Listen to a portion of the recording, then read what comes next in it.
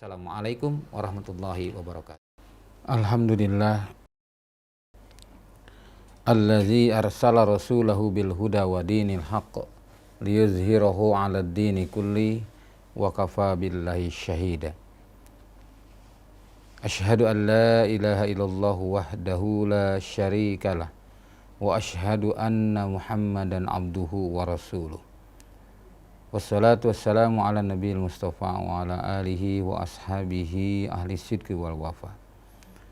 A'udzu billahi minasyaitonir rajim.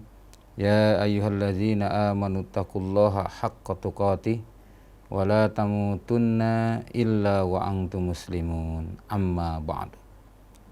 Fa inna asdaqal hadis kitabullah wa khairal hadi hadi Muhammad sallallahu alaihi wasallam wa syarrul umuri muhdatsatuha wa kullu muhdatsatin bid'ah wa kullu bid'atin dolalah wa kullu dolalatin finnar.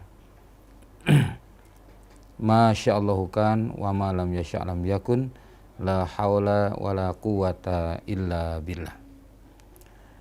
Ikhwan dan akhwat, pemirsa TV Rasil dan pendengar radio Silaturahim di mana saja berada, alhamdulillah atas hidayah dan inayah Allah SWT, izin serta karunia-Nya semata kita bisa berjumpa kembali di kajian Selasa sore, yaitu mengkaji tentang kitab Al-Kabair yang tentang dosa-dosa besar. Allah SWT berfirman, a'udzubillahi minasyaitonirrajim, ya ayyuhallazina amanu innamal khamru wal maisir wal ansab wal azlam rijsum min amali syaiton fajtanibuhu la'allakum tuflihun.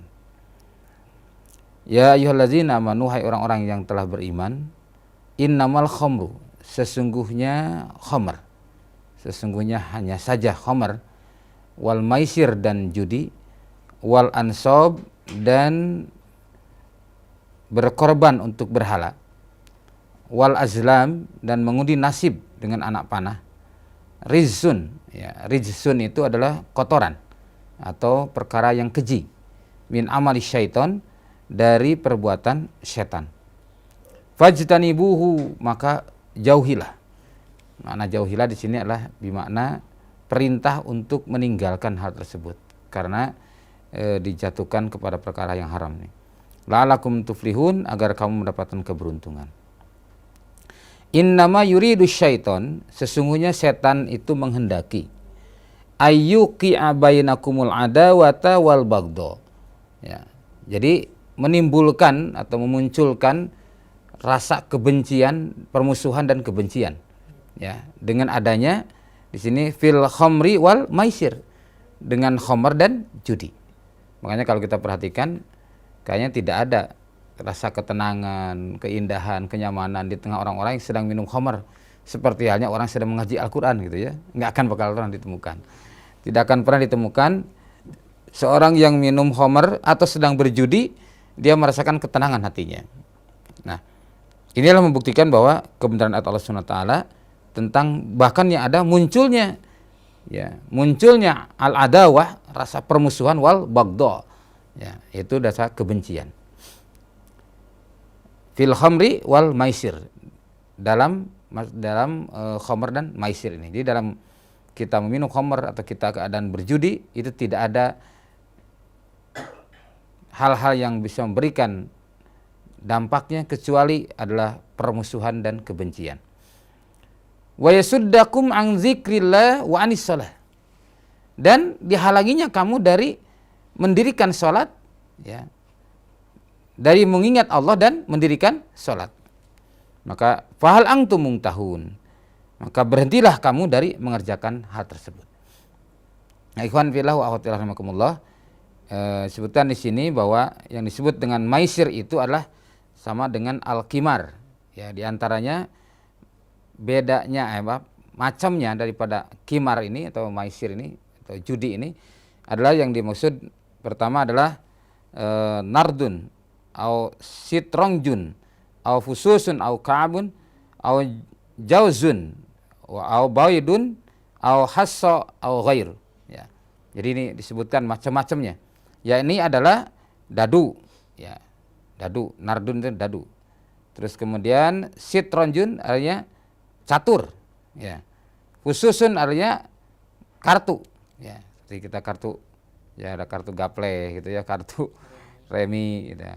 Kemudian ka'abun artinya kemudian juga disebut semacam kartu juga, dan telur ya, au zauzun au baidun, nah juga bisa juga bentuk dalam bentuk telur atau kerikil atau yang lainnya. Nah, inilah yang dimaksud dengan bentuk-bentuk benda yang biasa dipakai untuk perjudian. Misalkan kita lempar dadu ya, lempar dadu, berapa dadunya? Sekian. 4, 6, 5 ya. Di situ kalau dadu tuh paling tinggi 6 ya kan, 1 sampai 6. Demikian pula kartu remi kan angkanya 6. Gitu. Nah, ikhwan fillah wa rahimakumullah, ini adalah merupakan bentuk-bentuk judi. Kalau kita lihat di masa jahiliyah, orang-orang jahiliyah itu biasa yang paling terkenal judinya berkumpul 10 orang, kemudian mereka mengeluarkan harta masing-masing, berserikat gitu ya. Berserikat, kemudian setelah itu dikumpulkan, lalu kemudian diundi. Nah, setelah diundi itu yang dapat bagian itu 7 orang. 7 orang pun berbeda-beda nilainya gitu. Sesuai dengan bentuk undiannya. Misalkan gini, ada uang 10 juta kan, 1 juta, 1 juta, 10 juta. Nah, nanti dibagi-bagi undian itu keluarnya sekian. Jadi nilainya totalnya 10 juta tapi untuk 7 orang. Yang 3 orang gigit jari gitu. Nah, inilah para cara-cara jahiliyah dalam melakukan undian. Nah, itu dilakukan sering sehingga untung-untungan betul. Bagi mereka pasang, pas tidak dapat sama sekali ya gigit jari. Nah, ada yang paling besar, sekian nanti sekian juta, sekian ada yang cuma sekian ratus ribu gitu ya. Nah, yang pasti bahwa 3 orang itu tidak dapat apa-apa. Nah, itulah yang cara-cara jahiliyah dulu.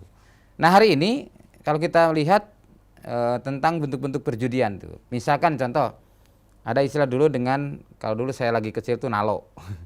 Nalo, ya nasib, ya undian dalam berbagai bentuk. Misalkan yang paling sederhana di antaranya adalah dengan membeli nomor-nomor. Ya, kita nomor. Saya masih teringat dulu lagi kecil sering melihat di sepanjang jalan tuh kalau pagi hari, masya Allah, orang berkumpul di satu tempat, di tempat perjudian itu, di tempat lihat nomor dia keluar apa enggak gitu. Nah, nomor, ya, iya kayak gitu. Dia nomornya tuh misalkan 23, 45, 74, misalkannya terus jujur. Nah, bayar. Yang ini bayarnya misalkan ini 5.000, yang ini 10.000 gitu. Nomor ini gitu. Jadi setiap nomor itu beda-beda nilainya. Nah, nanti berapa yang keluar, maka itu yang akan nilai jumlahnya besar. Masya Allah, na'udzubillah min dzalik ya. Nah, inilah yang terjadi. Yang biasanya orang-orang berkumpul di situ jarang orang-orang yang apa istilahnya orang-orang kaya, jarang. Justru orang miskin. Karena memang dia berharap suatu keajaiban. Padahal kalau dia jujur itu sebenarnya dia mengeluarkan dana misalkan sekian kali baru dapat 1 kali gitu ya. Jelas sangat rugi gitu ya. Nah, tapi karena memang setan telah menimbulkan dalam hatinya keinginan, nah, setan kan terus menghendaki supaya terjadi permusuhan, terjadi kebencian ya, paling tidak kedengkian pada temannya seperti itu. Dan apa istilahnya, bandarnya pun pinter. Biasanya nomor berapa yang dikeluarkan itu nomor yang paling sedikit peminat. Gitu. Memang biasa seperti itu, paling sedikit peminat. Kalau tidak begitu dia tidak akan untung. Nah, makanya sekian jumlahnya misalkan nomor ini yang paling sedikit yang dikeluarkan itu. Nah, sehingga yang dapat untung tetap jumlahnya sedikit dan dia merekrut keuntungan yang luar biasa banyaknya. Nah, inilah semuanya sebenarnya, baik orang yang melakukan transaksi itu sendiri ataupun pemiliknya sama-sama. Sama itu dengan kalimat riba, akila riba wa mukilahu wa katibahu wa syahidaihi hum sawaun. Orang yang makan riba, orang yang diberi makan riba, orang yang mencatat riba dan saksi riba hum sawaun, mereka semuanya sama. Ini sama dalam neraka. Ya, nah ini masya Allah kita prihatin di Indonesia ternyata masih banyak yang seperti ini. Ya, baik itu legal ataupun ilegal. Nah, beda lagi kalau misalkan ketika kita berjalan-jalan di Kuala Lumpur, ya, itu Kuala Lumpur tuh banyak tempat-tempat resmi togel kayak gitu. Tapi kasino kasino. Ya, jadi bikin nomor tadi gitu ya, nomor, kemudian Pokoknya bentuk-bentuk perjudian legal ya, pakai syarat izin, tapi ada perhatian, orang muslim dilarang masuk. Jadi jelas orang muslim dilarang masuk. Terus disebutkan tuliskan ayat Al-Qur'an di situ. Ya. Masya Allah. Ini di tempat perjudian gitu. Ya, mungkin para pendengar ada yang belum lihat, silakan dibuktikan. Dan itu belum saya temukan di Indonesia. Itu. Satu hal lagi seperti misalkan supermarket di Malaysia itu ada sudut-sudut yang khusus dilarang umat Islam masuk. Minuman keras. Ya, di situ ada satu kawasan di satu sudut itu disebutkan bahwa istilahnya barang-barang yang tidak halal. Jadi orang tidak akan masuk seorang muslim ke situ kecuali orang muslim yang asal-asalan. Dalam artian ya Islamnya sekedar Islam tidak namanya ya. Gitu ya. Tapi kalau misalkan orang yang betul-betul muslim tidak akan berani masuk karena ditutup. Itu jelas ya, sekali Pak. Jelas. Jadi tidak dibaurkan. Nah, ini mungkin bisa jadi bahan renungan bagi para pedagang di Indonesia ya untuk supaya bisa memilah dan memilih. Kebijakan pemerintah juga. Iya, betul. Itu jelas kebijakan pemerintah. Nah, mudah-mudahan pemerintah pusat mendengarkan Rasil ya. Sehingga punya inisiatif ke arah sini untuk menyelamatkan umat Islam dari bencana. Ya. Nah, kemudian lagi yang membeli satu barang di dalamnya terdapat sesuatu yang dirahasiakan atau memberinya kupon untuk ketika membeli barang, ya kan? Lalu kupon itu diundi untuk menentukan pemenangnya. Ini juga sama.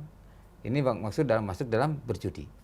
Kalau ya. Kuponnya itu hadiah bagaimana? Sama aja. Sama, karena kita kan tidak akan dapat kupon kalau tidak beli. Oh, jadi niat gitu. Membelinya itu ya, kupon gitu. Jelas kan? Gitu. Nah, supaya dapat kupon kan beli kan? Kalau tidak beli nggak dapat kupon. Kecuali kita beli barang. Jadi ada investasi. Dengan kita membeli juga kita dapat kupon. Berarti ada investasi dalam kupon tadi. Tidak mungkin orang misalkan dibagi-bagi kupon, ini kupon. Ya, nanti besok ya ke sini ya akan dibuka ya nomor kamu. Nggak akan begitu. Mesti dari orang yang beli. Itu. Nah, ini jadi kalau hadiah langsung boleh. Hadiah langsung. Oh, pembeliannya sekian, nih kasih hadiah langsung. Itu boleh, tidak diundi.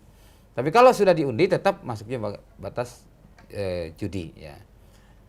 Nah, memang ada misalkan undian. Nah, itu Rasul katanya pernah mengundi istri-istrinya. Nah, itu yang dibolehkan. Mengundi istri-istrinya yang untuk berangkat menyertai beliau dalam peperangan. Itu tidak ada kaitannya dengan nilai keuntungan ya. Nah, ini ikhwan fillah rahimakumullah. Jadi banyak sekali bentuk-bentuk yang seperti ini. Bahkan sekarang itu ketika ramai sepak bola saja itu luar biasa yang namanya undian tuh. Ya, perjudian itu luar biasa. Ketika sepak bola muncul di mana-mana orang berjudi. Taruhan, kamu pegang siapa? Kata ini pegang siapa gitu ya. Nah, terus setelah itu ada juga yang karena mental judi. Nah, nomor mobil itu jadi ujian, jadi judi. Jadi dibelokkan itu, ya misalkan di satu perumahan gitu ya, beberapa orang berkumpul di situ. Sekarang kita tebak-tebakan, pasang 10.000 berkumpul. Nah, mobil yang akan datang, nomor depannya angka berapa? Gitu. Nanti gitu. Oh, saya 3 katanya, ini 2, yang ini 4. Ya. Ternyata yang keluar 5, wah nggak jadi, kan? Kalau cuma 3 orang ya. Jadi sekian banyak orang menentukan satu angka. Ketika yang menang, uang diserahkan kepadanya. Jadi apapun bisa jadi judi. Bisa jadi judi, karena mentalnya mental judi. Jadi Masya Allah, ini luar biasa memang ya. Nah, kita yang harus lebih hati-hati karena Allah SWT berfirman, "Wala ta'kulu amwalakum bainakum bil batil." Janganlah kamu memakan sebagian harta di antara kamu dengan jalan yang batil. Tuh. Kemudian dalam hadis disebutkan, "Inna rijalan yatakhawwaduna fi malillahi bighairi haqqin falahumun nar yaumal qiyamah."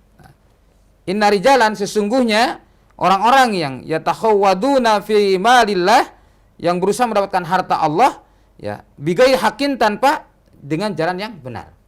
Nah, kemudian falahumun nar yaumal qiyamah, maka bagi mereka disediakan neraka pada hari kiamat. Dalam Sahih Bukhari juga disebutkan, mangqala li sahibihi ta'ala aqamirka falyatasaddaq. Jadi barang siapa yang berkata kepada saudaranya, kemarilah, ayo kita taruhan. Nah, Fal yatasaddaq, maka hendaklah ia bersedekah.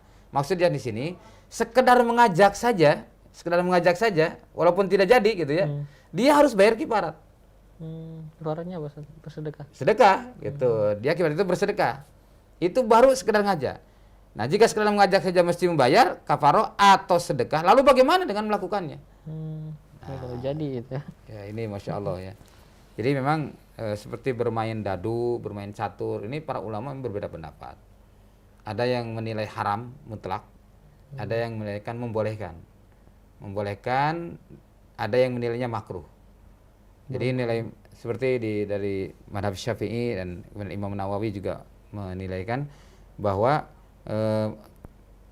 pengertian makruh di sini adalah sesuatu yang dibenci, ya, sesuatu yang dibenci, makruh selama tidak menimbulkan kelalaian dia dari mengingat Allah.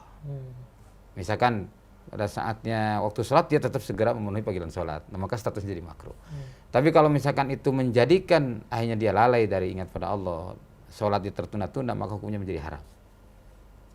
Nah itu. Tapi sebagian ulama lagi ada yang tetap haram mutlak tanpa ada uzur apapun. Nah, itulah yang terjadi di kalangan kaum muslimin. Di kalangan para ulama sendiri berbeda pendapat dalam masalah mensikapi masalah dadu, masalah catur dan benda-benda lain yang dijadikan sebagai alat untuk judi. Ya. Maka kemudian di antara dalil yang dipakai juga di dalam Al-Quran surah Al-Maidah ayat ketiga disebutkan bahwa diharamkan bagimu itu adalah memakan bangkai, kemudian darah.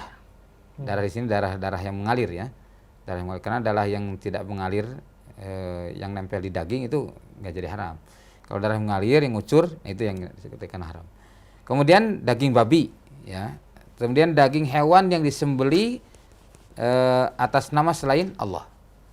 Kemudian lagi yang tercekik, tuh, yang terpukul, nah, kemudian yang jatuh atau yang ditanduk atau yang diterkam binatang buas, kecuali yang sempat kamu menyembelihnya. Jadi kalau misalkan ada kita lihat punya ayam tiba-tiba kegilas mobil, kenapa masih hidup ya, buru-buru sembelih, nggak halal. Tapi kalau dibiarkan sampai mati terus sembelih haram.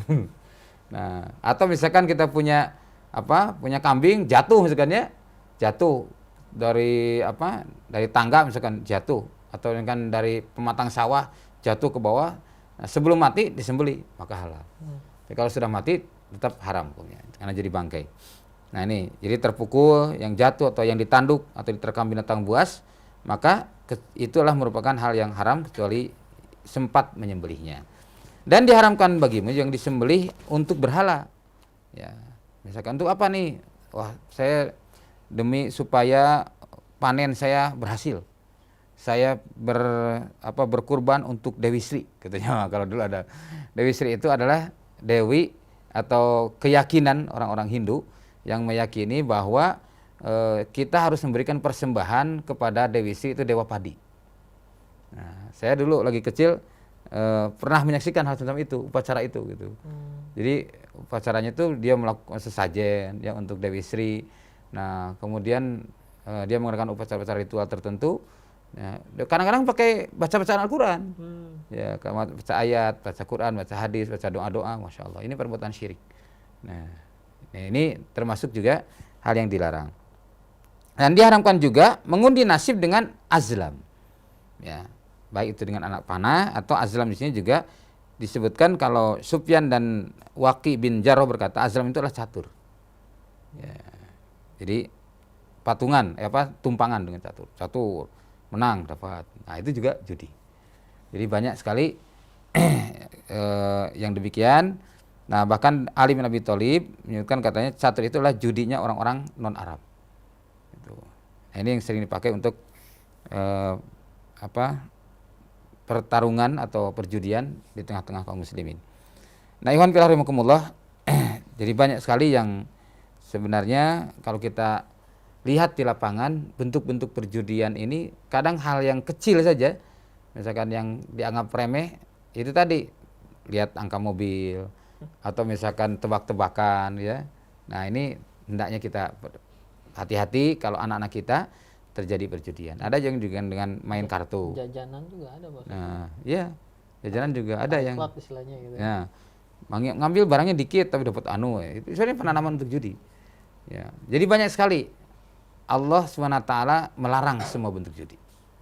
Nah, hendaknya umat Islam menghindari hal ini karena kecil dan besar sama saja nilainya judi itu atau hukumnya haram. Nah, perjudian di dalam mendapatkan harta dengan cara batil. Nah, kita berharap mudah-mudahan Allah SWT menjaga kita dari bentuk perjudian sekecil apapun, karena itu akan menjadikan gangguan dalam harta kita. Sementara Allah SWT berfirman dalam Al-Quran, la ta'kulu amwalakum bainakum bil batil. Janganlah kamu makan harta di antara kamu dengan jalan yang batil. Kemudian kita tahu hadis Rasulullah SAW, innallaha thayyibun la yaqbalu illa thayyiban. Sesungguhnya Allah itu maha baik, Allah tidak akan menerima kecuali yang baik.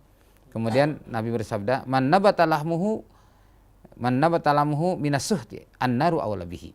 Barang siapa yang dagingnya tumbuh dari perkara yang haram, maka neraka lebih pantas baginya. Jadi Allah haramkan surga bagi orang-orang yang terdapat dalam dirinya dagingnya tumbuh dari perkara yang haram. Maka mari kita bersihkan hal ini, mudah-mudahan Allah SWT menjaga kita sampai kembali kepada dalam keadaan husnul khotimah. Demikian, barakallahu fikum.